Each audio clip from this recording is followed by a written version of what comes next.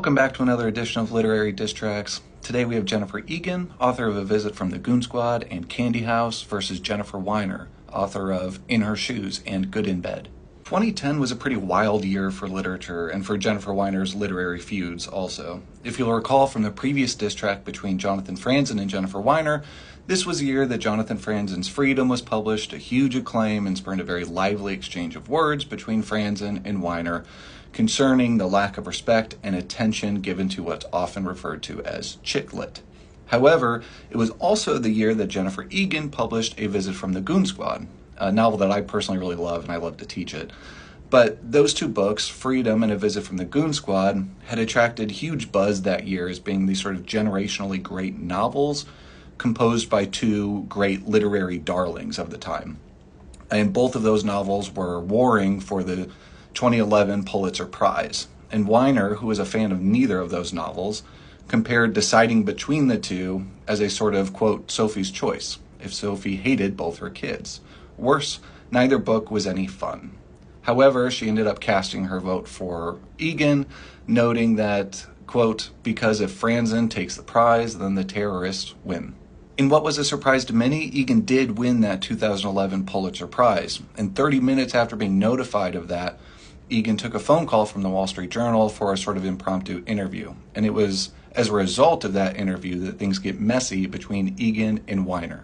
But first, we need to go back 5 years. In 2006, Kavya Viswanathan publishes her debut novel, How Opal Mehta Got Kissed, Got Wild, and Got a Life. This novel she had written when she was a high school student and published it while she was in college at Harvard. After that novel was published, it came out that there were portions of that novel that seemed to lift material from the works of people like Meg Cabot, Sophie Kinsella, and Megan McCafferty, all of whom occupy that quote-unquote chick lit genre. Amidst the controversy, Viswanathan's next book, Contract, was canceled, despite the author claiming that any semblance of plagiarism was entirely unintentional. But regardless, the publishing world doled out its harsh punishment.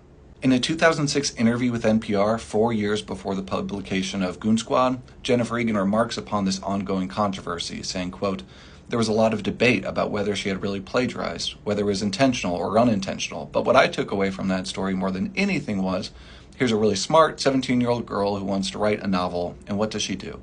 She reads a lot of other novels I think anyone would agree are pretty derivative. There was not a lot of originality there to begin with. Now we go back to 2011, where Jennifer Egan has just been notified she's won the Pulitzer Prize, and she's on the phone with the Wall Street Journal. The interviewer asks her if she has any advice for young female writers, to which Jennifer Egan responds, my focus is less on the need for women to trumpet their own achievements than to shoot high and achieve a lot. What I want to see is young, ambitious writers. There was that scandal with the Harvard student who was found to have plagiarized, but she had plagiarized very derivative, banal stuff. This is your big first move? These are your models?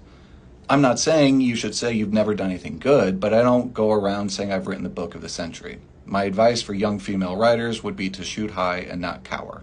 Jennifer Weiner sees this interview and doesn't understand why Jennifer Egan, standing freshly on this peak of literary success, would use that opportunity to take shots at other writers, characterizing some major figures of chick lit as derivative and banal. Weiner took to Twitter to write, quote, did Egan really have to pause mid-victory lap to call Kinsella, McCafferty, derivative and banal? She also wrote, quote, and there goes my chance to be happy that a lady won the big prize. Thanks, Jenny Egan. You're a model of graciousness. Shortly thereafter, in an interview with Vulture, Jennifer Egan is given the opportunity to respond to Jennifer Weiner's criticism, and Jennifer Egan responds, quote, the number one thing I feel is just horrible regret about what I said. It's not that there isn't an interesting conversation to be had there, because there is, about genre and gender. But unfortunately, I lurched into it without clear knowledge or clear intent. I wasn't even sure whom I was talking about. That kind of vague criticism is not even a good way to begin a conversation. It makes people angry, it insults people, and it's just not a solid step toward a conversation. So I felt horribly about it.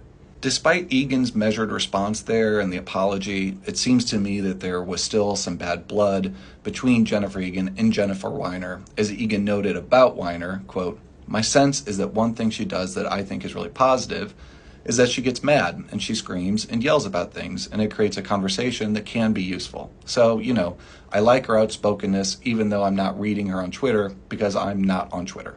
So, as always, sound off in the comments with who do you got in this one, Jennifer Weiner or Jennifer Egan?